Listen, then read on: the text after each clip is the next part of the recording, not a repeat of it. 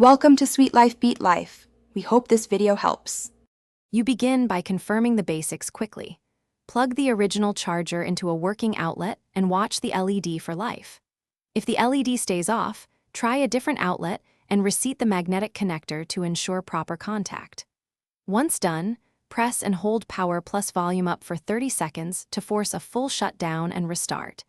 This can recover stuck firmware and is faster than waiting for battery depletion. Make sure you use the supplied charger for correct voltage and current.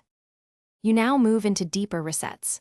First, hold power for 30 seconds to drain residual charge. Once complete, hold power and volume up together for 15 seconds to trigger hardware recovery.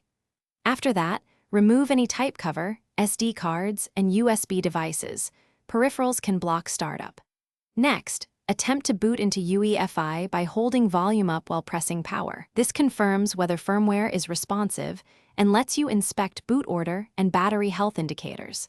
Finish by swapping in a known good charger or cable. Many faults mimic dead batteries, but are simple power delivery issues.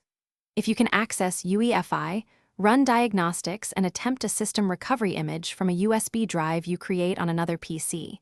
This reinstalls system files without hardware repair. If none of these work and UEFI won't load, prepare for service. Note LED colors, blink counts, or beep sequences. One troubleshooting tip: document each step and result. Technicians rely on that timeline.